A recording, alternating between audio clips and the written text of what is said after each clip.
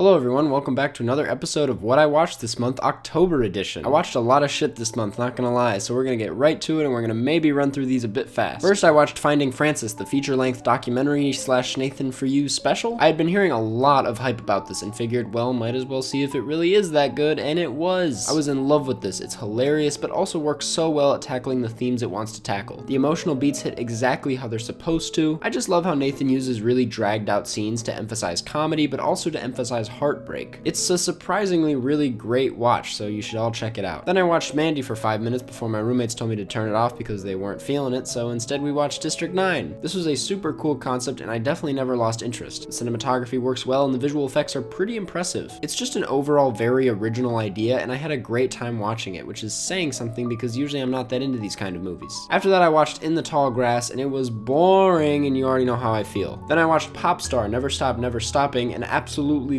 loved it. I'm serious, this is genuinely one of the most consistently funny films I've seen in a long time. It is easily in my top 10 comedies of all time list. I have always loved The Lonely Island and Andy Samberg, and this feels like a culmination of everything that makes them who they are. Pretty much every joke lands so well, and it doesn't necessarily come at the price of the plot. The whole thing works insanely well as a whole, and the scope of it all just adds to the ridiculousness. I'm mad because I avoided it initially because friends said it sucked, and if you are in that same boat, I highly suggest you check it out immediately because it's really something else. After that I watched El Camino, the new Breaking Bad movie. People really wanted me to make a video on it, and I got caught up in some other stuff and never really got around to it, so I'm sorry, but it's good. Did it need to happen? Absolutely not. But did it pull it off? Absolutely. Aaron Paul unsurprisingly kills it. A lot of the spoilery stuff that I won't talk about worked for me. It did at times feel like just another episode of Breaking Bad and nothing bigger than that, but is there anything wrong with just another episode of Breaking Bad? It didn't need to happen, but I'm glad it happened, and I'll leave it at that. Then in preparation for my second viewing of Parasite, I watched Snowpiercer for the first time. I like this a lot more than I thought I would. Each act feels completely different, which is nice and not nice at the same time. I wish it were a bit more consistent and worked more as a gradual progression, but this still works for me. The second act, where most of the time is spent moving through the train, is easily the best and had me at the edge of my seat. Overall, I just think it's a really awesome film. You should all check it out. Then I watched Revenge, a film from last year that I never really got around to seeing. It's like if a Neon Color became a movie. It's like a Nicholas Winding Refn film that actually gives a shit about telling a compelling story. I really enjoyed it. I think it's really good at what it did. It just missed something bigger for me, which I guess doesn't matter. Its purpose is clearly just to do exactly what it's doing on its surface and get a little campy,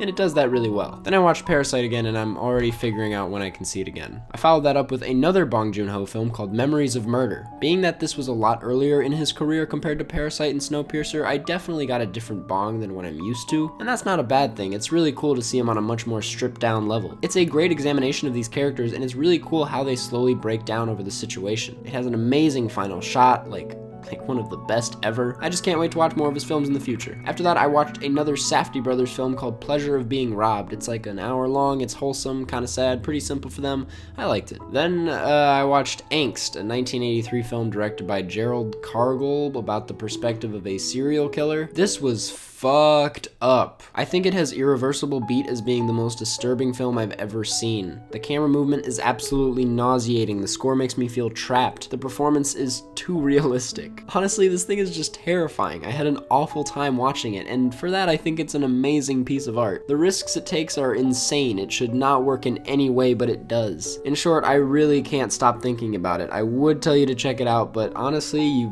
maybe you shouldn't. I followed that up with a really wholesome short called The Snails, directed by René Laloux, the same guy behind Fantastic Planet. I love this art style a lot and I had a great time watching this short. After that I watched Europa, one of Lars von Trier's earlier films. Europa wasn't necessarily as disturbing as what I'm used to from Lars, and I like it for that reason. I think Lars von Trier is really good at making you think about his art and not letting it leave your head no matter how he chooses to accomplish that. If you hate his films, that's usually the point. I thought Europa handled this in a more mature way than most of what I'm used to from him. It's very dense and feels like a broken film from an editing standpoint. I really don't know how to talk about it, to be honest, because it's just so weird and off. But it's doing that without trying to be weird. I don't know, it's on Criterion, you should check it out. I then watched The Scarecrow, a short film film by Alex from High Top Films. The colors in this thing are great, they just pop right out of the screen, and it's pretty engaging from start to finish. I highly recommend checking it out. After that, I coincidentally watched the 2002 Sam Raimi SpiderMan film because I've never seen it before. I have a fun little thread of tweets on my Twitter of me reacting to this film if you want to check those out. But yeah, this thing is such a good time. I had a blast. I don't really have much else to say about it that hasn't already been said. I'm just looking forward to checking out the rest in the series. Then I watched Noah Baumbach's latest film Marriage Story at the Chicago International Film Festival, and fuck, this movie is something else. It is up there as one of my favorite films of the year and might just be the best, but I still have to think about that. Most of my thoughts on this will be in my end of the year list, so stay tuned for that, but all I'll say for now is Willem Dafoe for Best Supporting,